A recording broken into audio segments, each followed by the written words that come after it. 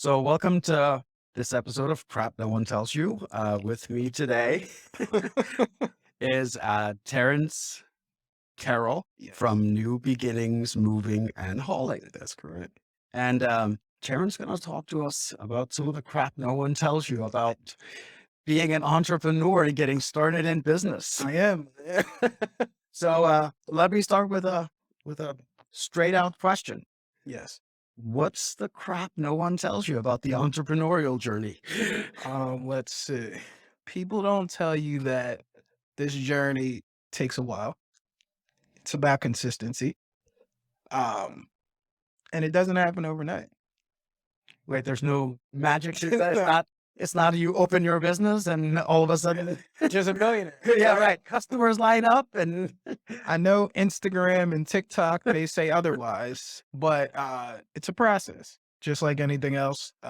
We were talking about sports before this. It's the same thing. You gotta put in the work and the effort, discipline, and you get to where you want to go. Well, hopefully. hopefully. So let's go back to that. Hopefully, Yes. you now have a successfully running business in the moving and hauling industry.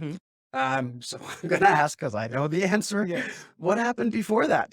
Okay. So before that, I've always had an entrepreneurial mindset.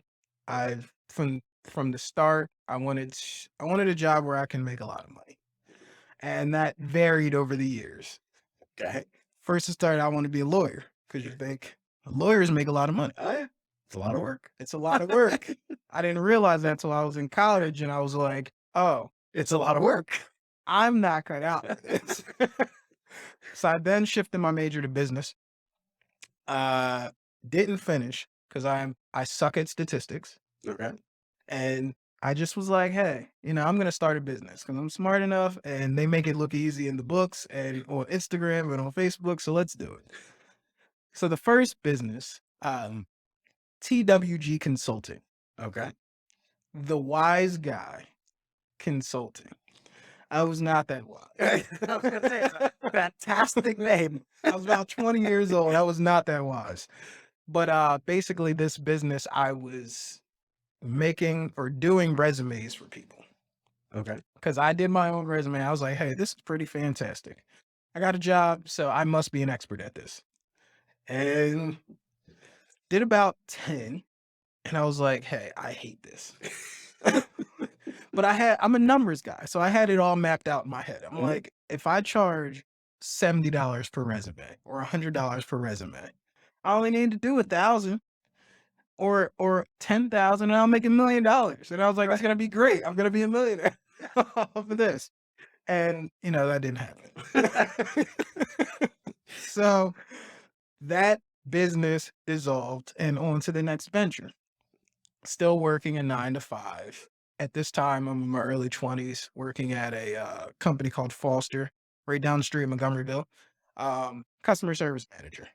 It was a good position for someone young because I got to travel a lot. Traveled all over the country, internationally, so that was perfect. But I still didn't like working for people.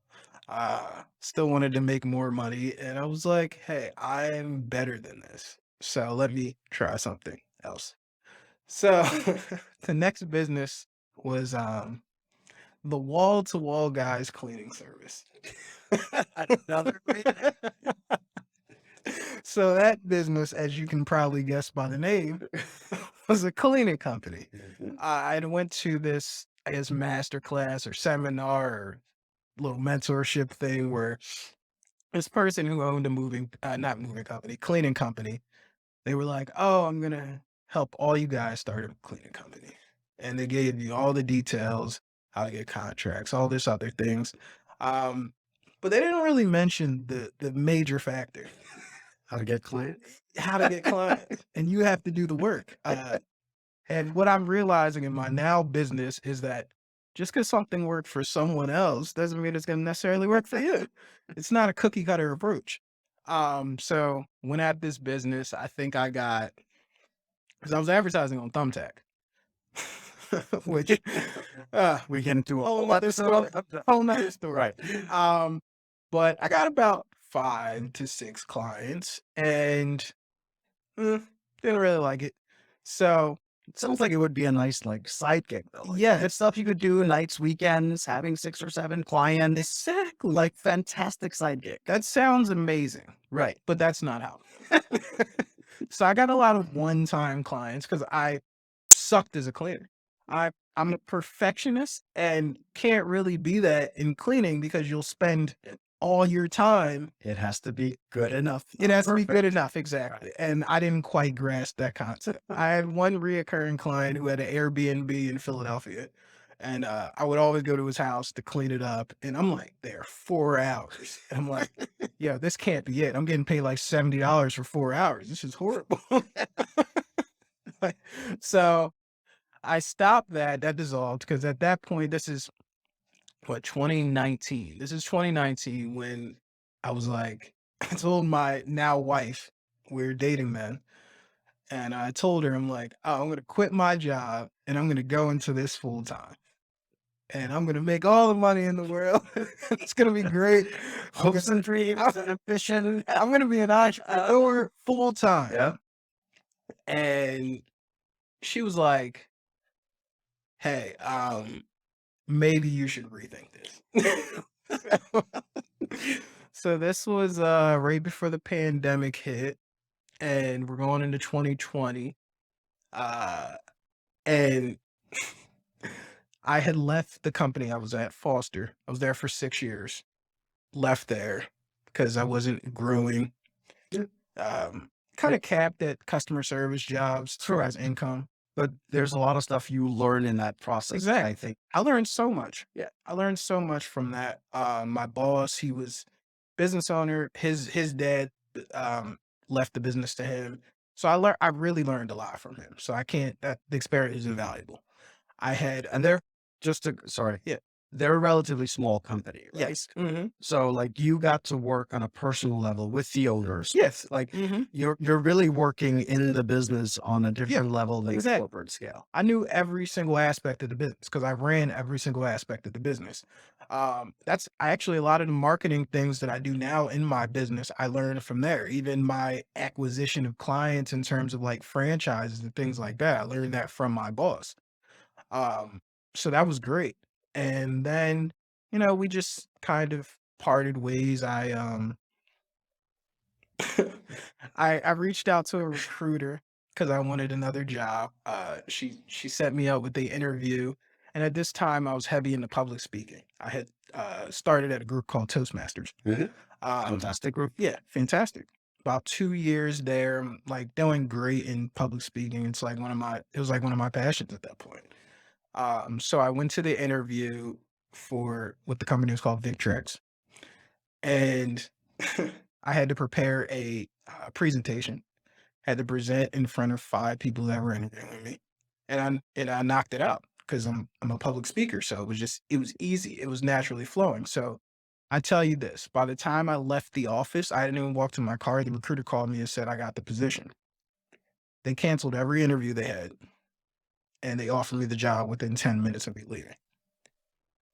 So that had me high on a bubble. So I'm like, well, countering my dad just kicked in. I'm like, I'm the man. So this is February of 2020. And I'm high on this. I'm leaving my job in 2 weeks at Foster. And I approached my then boss at that point. I was like, hey, you don't have a replacement for me. The guy you hired, he doesn't have the experience. Any of that. He doesn't know what to do. If I leave, I'm going to leave a void and you're not going to be able to, not saying you're not going to be able to recover from it, Right. but it's going to be hard. So what I did was I parlayed into a consulting position Okay. with my old company, training my replacement Mm-hmm. for about 6 months, Okay. which was good. I created a whole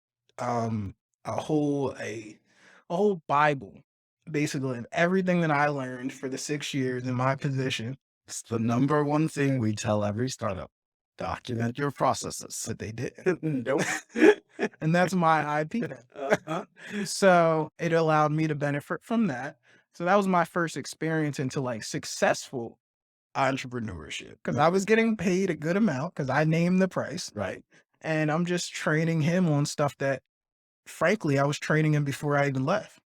So you were already an expert at that Yes. job, right? So So once you became an expert, you could sell your expertise. all I had to do was ink the deal. Funny how that works. Huh?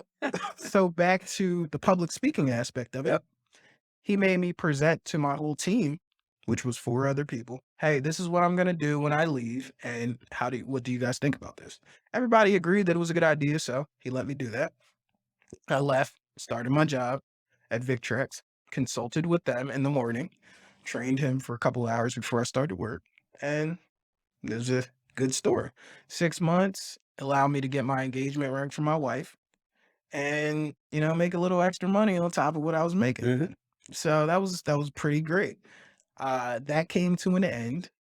Um, but what happened was 2 weeks after that, I think it was 3 weeks after I started at Victrex, the pandemic is like in full swing. They're like, hey, everybody's going home. Take your computers, take your monitors, laptops. Maybe we'll be back in a week, 2, who knows? Right. 2 years later. If there was a screen that said 2 years later, that's what it'd feel like. Right. So, I get trial by fire with Victrex because I'm learning this job while working from home in the middle of this global pandemic that no one experienced. Right. So there's no processes in place. There's not like nobody had prepared for this. Like I'm learning that most companies don't have systems or processes, they do not. especially not trading. Correct. So my then supervisor at Victrex, he's training me online. Basically, I pick up things pretty quick, so I picked it up, and everything's good. So I was like, "Hey, I'm bored at home because working from home isn't like what it's all cracked up to be." I would just basically, before I started my side hustle, which is not my business, I would basically just work out all day, go outside, go for 10-mile runs. I'm like, hey, I have nothing else to do. So that's what I would do. And I was like, hey, I should do something productive with this time. So I started a side hustle, which then became New Beginnings Moving and Hauling. Mhm. I actually, not too long ago, I went back to my Google Drive and I had this paper that said, how to start a moving company. And it was blank. So I just kind of started. What happened was I went and got my LLC for it, applied for that, and then I went and bought a pickup truck. Started doing junk removals during the workday because I had like free time and things like that. So that started about in, I'm gonna say, March of 2020. Yeah. And then in about, everything was going good, getting more business, growing, all that. And I was like, hey, this is an easy business. And I like it because I like to lift and, work out. So this was kind of like an Getting extra paid work. to do. And it would always, I would kind of get a little high from showing up at a customer's house. Oh, it's just you? You're going to do all this? And then I just knock it out in like 10 minutes. They're like, oh my God. So I'll get a little high from that. But so August rolls around, August of 2020, and pandemic's like getting worse at this point. And c- my employer at that point, Victrex, they reach out to me. They start talking about cuts and things like that. And they're like, we're not gonna cut anybody. That was like the company word a week before. Right. Then like a week after, they're like, yeah, we gotta make cuts. So I'm talking to my coworker at that point, and I was like, I hope I don't get cut. Um, but lo and behold, I got a Zoom call or a Teams call coming through Oh yeah. Right. from the HR person. I'm like, oh, this can't be good. So pick up the phone. She's like, I'm sure you know what this is about. I was like, yeah. So basically, I got laid off, but here's the here's the beauty of it. They gave me a 6-month severance, Fantastic. which I've only been working there for 6 months. Yep. So they paid me for the full year, basically. They gave me 6 months of insurance free. Um, and I was able to get unemployment. That's right, because you were technically laid off. Yes. So the problem with most businesses that I've seen is or is hustles that are trying to turn into full-time businesses, you don't have the time because you have a 9 to 5. Correct. And you don't a lot of people aren't willing to invest that time from 5 to 9, like all the, internet influencers say. Oh, you gotta work your 9 to 5, then do your side hustle from 5 to 9. That's not exactly feasible all the time. No. So what I learned is when you're able to put all your effort into something and you have nothing else, you're gonna make it work. There's an old saying, right? Jump off the deep end. Yeah. You have no choice but to swim. So that's what happened. I'm in the deep end, but I have a little cushion because I have unemployment and I have a severance and things like that. But I'm also getting married in 2 months. so, so this was scary. A little bit going on. Yeah, this was scary. I'm like, all right, I'm about to start a family and I'm getting married and I have no job. I have a business that maybe bringing me about $5,000 a month at this point, which was like, that was more than I was making at my job, but I was like, is this gonna get it done? I don't know.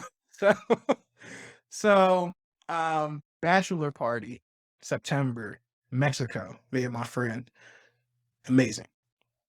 But one of the takeaways that I had was it was like a switch for me. I got married in October, so 2 weeks before we're in Mexico, and I'm talking to my friend. I'm like, I just hit 5,000 in revenue. This is going places. And that's when I tell him. And I'm like, I'm feeling like great. I'm like, I'm a real business owner. I've never made that much before just off of my business ever. Like the failed resume company, the failed cleaning company, or even close to that. So I'm like, hey, this must be something. So August also, I forgot to mention, I got my first box truck. Okay. Went and found a 16-foot box truck out in Percy. Okay. $5,000. Nothing wrong with it at all. You gotta jump on that. Right? Like Nothing wrong with it. it's amazing how opportunities I know, start right? presenting themselves, right? So there's one thing I will say to people. You have to be willing to invest in yourself. What I did was to get that 5,000, I liquidated my 401k from my previous job because I had 6 years worth of, 401k. I was like, hey, let me get this truck. It's gonna make me money. So let's do it. So that's what I did. Bought that for 5,000, which you couldn't get a truck for 5,000 if you at this point. So You might be able to get one that you have to push down the yeah, street like exactly. that. So I got pretty lucky with that. Got that, started running it, and then it was just it was just going from there. Got married, took that week off, and then right back to it, in it full time. At this point, I'm only doing junk removal because at this point, I'm really scared to go into the moving side because I didn't know anything It's a about it. whole different It animal, is. right? It really is. Instead of just going to go get people's crap and just putting it in a truck, You have to be figuring careful out with some stuff, right? like you have to make sure you have licenses and you have to make sure that you have insurance and there's different things. And I was scared. Like I was like, I kept putting it off. I didn't start doing moving until I think January of that following year, so 2021. So you did almost a year of just junk removal Yeah. before you added Mhm. the moving site. And yeah, so I got my first employee, which I went on Craigslist. Um, and I was like, just looking for somebody. I Mhm. need help. I couldn't do I that. just need someone who can carry stuff. Exactly. So that's was just the junk removal side at that point. So not February, October, November, December, we're working together, really building a rapport, getting more business. And it was just like the revenue just keep on increasing. Mhm. Um, couldn't quite break, I think 7 or 8,000. Okay. But that's still great. That's still great.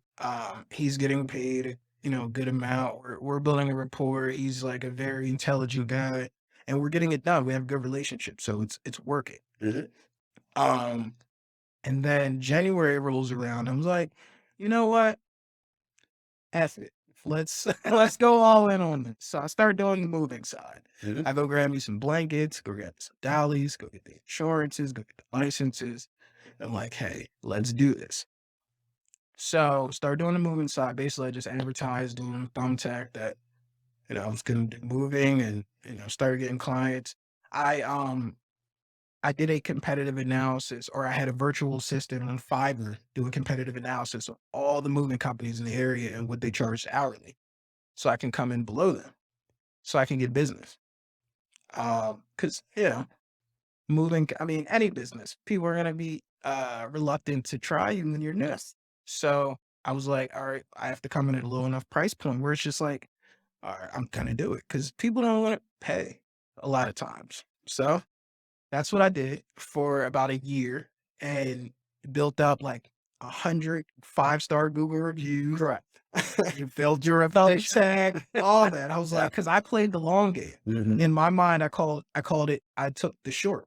So I tell people all the time that when you discount your service to get reviews, to get feedback, to get all these things, people will often think I I undercharged. And I'm like, no, you just pre-spent your marketing budget, Yep. Hmm. right? Yeah, Because I like that. it's one of the things that will eventually help your business, but that is playing the long game. That's Yeah. building the reputation. That's taking care of those aspects. So if you would charge more, it would have taken longer to build that, Yes. which just means that money would have had to go towards advertising Yes. instead of where it went. Yep. And it's funny because you don't really think about that in totality. Like I was just like, hey, I need to do this. And if I don't, then it won't work in my opinion. And there was like, I think there was 2 companies that charged lower, but that was it. But there was like 30 or 40 that charge more. People don't realize how many moving companies there are around, right? Until you Exactly. Google it and you're like, whoa. Exactly. So I went and did that, and about a year later, raised my pricing, and lo and behold, I had a great reputation already. So it was like, Correct. I see your reviews on Google. I want to use you because Correct. I still use that competitive analysis because I had another one done, Mhm. and I still came in maybe low 20% of the moving company. So I'm still competitive, raised my prices, brought in more profit for my business, Mhm. and still came in below. I think the first 2 years, I think we've done about 400 moves, and that's crazy. Yes. Um, so during COVID, specifically 2021, specifically as far as the year, there was the housing boom. Mhm. So my revenue skyrocketed. We're like doing 2 moves a day. At this point, I have about 5 employees, 6 employees, and we're just going. And since since and I'm like, I'm a hard worker. Yeah. So I don't mind working. I don't mind putting in the hours. So that was like one of those things where it's like, I don't mind being out there all day. And now I will say this for all you entrepreneurs out there. When you have a pregnant wife, you want to make sure that you're home at least a little bit, because that's the tidbit I forgot. I got married in October of 2020. The work-life balance, right? Yes. Yeah. We got married in October of 2020. We're pregnant by November of 2020. Mhm. So this whole period of time from November until July, she's pregnant. And this is the growth phase of my business. So I'm out 12, 13, 14 hours a day, getting home, basically just being tired, and it's taking a toll on my work-life balance. Like, work is great. Oh, not so great. I'm finally doing it. I'm succeeding here. And meanwhile, at home, you're like, yeah, Yeah. not fantastic. Yeah. So they say that your first 5 years of marriage is the hardest, Mhm. which First 5 years of business are the hardest. exactly. And I was just like, There's a trend there, right? I was like, no. I was like, I can't do both of these at the same time. But I did it. I persevered, and we broke through, and we did it. So in in May of 2021, business is doing great. Um, really, really great, actually. And my old employer, the one that laid me off, reached out to me, asked me to come back. So I had a reluctancy to do it, but I was like, hey, I don't have insurance right now, so I should do this thing and go back to work because I'm about to have a child in 2 months, and I hear kids are. I'm sure you're experienced. Yeah, yeah, exactly. Uh-huh. So I went back to work. I'm not gonna lie, I hated it. I felt like a failure. I felt all this, but I didn't like dissolve my business. I had a Right. full-time guy at this point, the one who started with me, who was just running the operation, out there, and I'm just behind the scenes collecting invoices, Mhm. booking jobs, all that. So you had a full-time job And and you had a business with a full-time employee. yes, Okay. exactly. And then at the peak, which happened because I stayed there for a year. I just left a month ago because, which part of the part that they don't tell you is, when life happens, it happens fast. Yes, it does. And since the beginning of July of 2022 to now, of my 8 employees, I've lost 5. Yep. 4 I fired. 2 were stealing from the company, so I fired them. Um, One was just a crappy employee. The other one was just also a crappy employee. So I got rid of them. My full-time guy, he found another opportunity, which he started with me from the beginning. So I was happy. Yep. I was happy for him. It couldn't have come at a worse time. That's always how it works, right? But I was happy. Yeah. I was genuinely happy for him. So I was just like, Terrence, what are you going to do? So what I had to do was, because I kept on telling myself I want to leave my job so bad because I'm a year in, and my intention from the beginning was to only stay a year. So the baby was 1. When their health care starts going down, they start having to go less, things Yep. like that.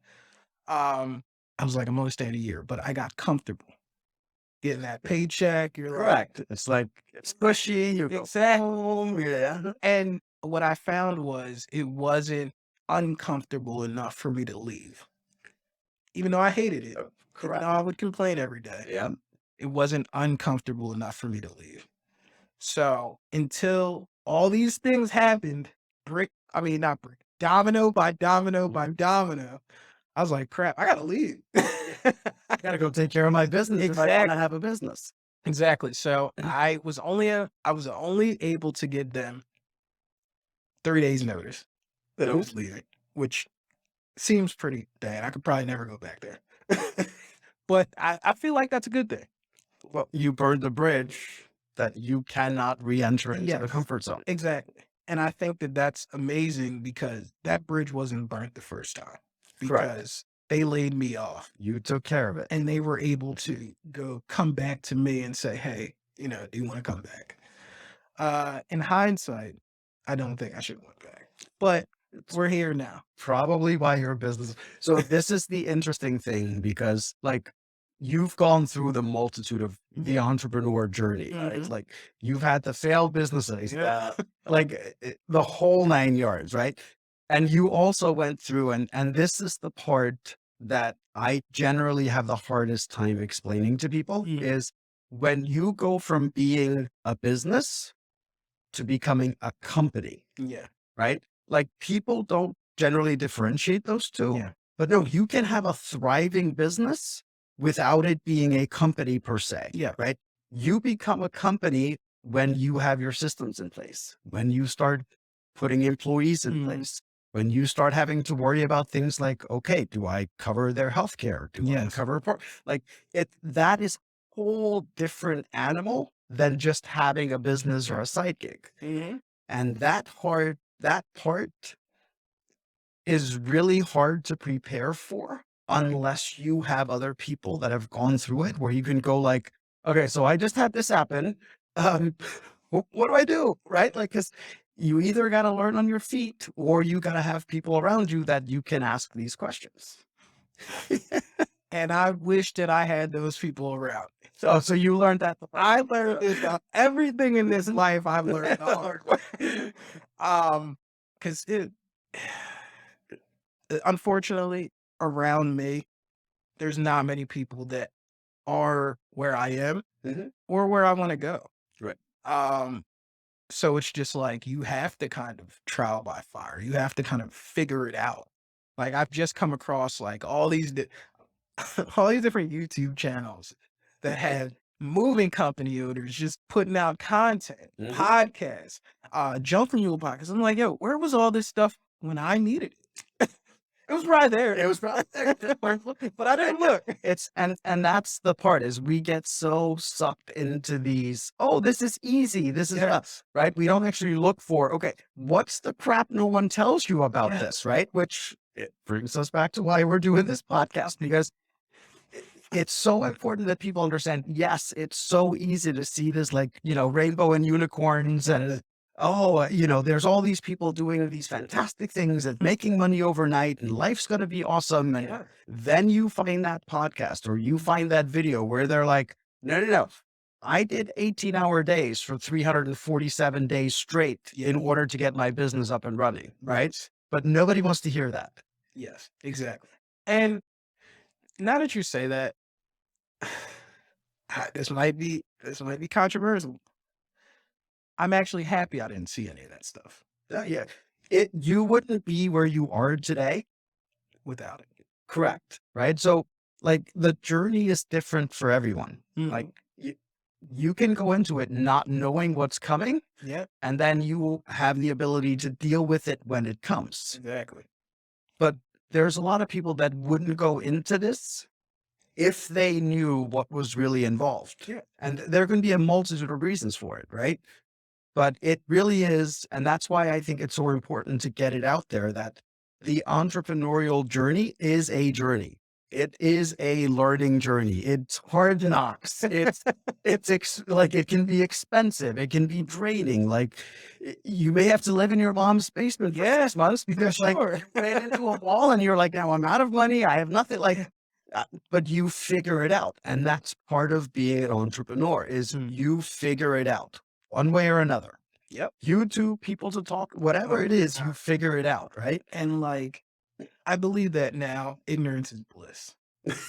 I really do believe that because I know that you need to know certain stuff, but I think too much knowledge, it's analysis paralysis. It's Correct. information just stopping you from making movement because you're like, oh, I need to get everything in place. Like now when I consult or help someone with a business or they're telling me they want to start a business, I'm like, all right, make a sale. I was talking to someone literally last week, and she is in analysis paralysis right now. She's over analyzing everything. She's like, well, what about my processes? What about my procedures? What about my dress code? And I'm like, you haven't made a sale. Like, That'll come. you don't fully even understand what your process should be because you've never done the actual work. Like, how about we start? Put the right foot in front of the left. Exactly. Make a sale, right? It is, and once again, it is a process. You don't start with 400 procedures and policies. Don't you start with, okay, let me go see what this is really like. Yeah. But then, and this is the part that I think people miss. And one of the reasons I wanted to bring you on is because you are in this realization right now where if I want to grow from this point on, Yeah. I now have to start implementing policies. I now have to start implementing procedures. I have to have a process for everything because you can only get so far without it because then you become the bottleneck for the company. Yes. Yes. And that's like you said, that's kind of where I'm at right now. All these podcasts, everything like that. From that, I've learned about different conferences. Like there's a junk removal conference I'm going to in October. There's a moving conference I'm going to in October. I get to travel for these. I'm going to Arizona, going to North Carolina, going to Florida. And I'm going to get the chance and the opportunity to be in a room with other people who are doing the same exact thing I do. And even the people that are the big dogs, especially in the moving industry and the junk removal industry, they have systems, they have processes. So now this is duplicatable. Correct. This isn't just like you said, the difference between a business and a company. When I had a full-time employee that was doing everything and I was just orchestrating from the background, I'm the quarterback, or I'm the coach rather. Correct. He's the quarterback. Everybody else, they're wide receivers, running backs. That's what you guys are. that was a company because I'm no longer working in my business. I'm working on my business. Correct. And, I read the email and I read all these different books and I'm like, But they have a totally different meaning when you're living it. Don't yeah. they? Yes. But I think the beauty of it is that to build these processes and systems, you have to be in it. Like, Yes. I was listening to a podcast with trucking, and they talked about how like a whole bunch of investors just go into like, I'm gonna buy a truck, I'm gonna get a driver, and boom, we're just Yep. gonna make money. But you know nothing about the trucking industry. It happens in every industry. Like, you would be amazed. Exactly. You're like, I'm just gonna buy a business and it's just gonna take off. But that's not the case. I feel like you have to know something. Like you have to at least have a low level view or foundational Correct. understanding of that industry for it to grow. And not necessarily just the industry, but you also have to have an understanding of like, there's multiple elements in a business. You have to be really strong and at least one or two of them Yeah. and have the understanding the other parts exist. If you are average at all of them, Yeah. you're probably not going to get very far. But Yeah. because you can always fill in the gaps with employees where your strengths aren't. Yes. Right. But you need to have a fundamental that you're building on. And that could be something as simple as you have phenomenal customer service skills. Like that's one of the things That's huge. they totally underestimate it, right? Yeah. That's Sales skills, marketing skills, organizational skills, the ability to develop procedures and processes. Any one of these things can make you a successful entrepreneur. You don't need all of them. You No. just need to be aware that you need someone around you that has them. Yes. And I think that's the key. That's the key to it all. You guys, if you wanted the magic pill to this whole entrepreneurship, that's the thing. You just have to have the right people around you. And if you have that, you're more than likely going to be successful. Not going to say you will be because there's plenty of people. You still need the hard work. You still Exactly. need the dedication. You still That's need to overcome the hurdle. That's what there's a lack of right now. It's hard work. Like people don't want to work hard. People don't want to go to work. People just want the easy short path. I think that COVID spoiled us. I'm just gonna drop ship stuff online. Yeah. Millions. I'm gonna do Amazon FBA. Yeah. Because that's like And the success rate in that is even less, traditional entrepreneurship. I'll be watching a podcast and they'll like an ad will come up for Amazon FBA. Some guy, hey, do you want to make $1 million? Blah blah blah. I'm like, no, I don't. Not that way. Not that way. Because I know I have almost no chance of it. Exactly. And I think that people discount that there's this epidemic of people just wanting the easy route. And it's just like even in my industry, people like some of my employees, like I don't mind giving out information to my employees because I am the type of boss where I want everybody to succeed. Like you want to go off and start your own company, More power to you. more power. Like What can I help you? exactly right. And not even arrogance. You're not going to be able to compete with me. Correct. I'm farther ahead of this. Correct. They're following your footsteps. Right? Exactly. Regardless of what happened. I'm the original. Whatever. So it's just like a lot of people that came into this industry, even the junk room space. It's pretty saturated at this point. Correct. And it's not like there's big dogs. There's the middle people. And then there's like the people below that, which you're riding around a pickup truck. Yeah. That's when I started with, but whatever.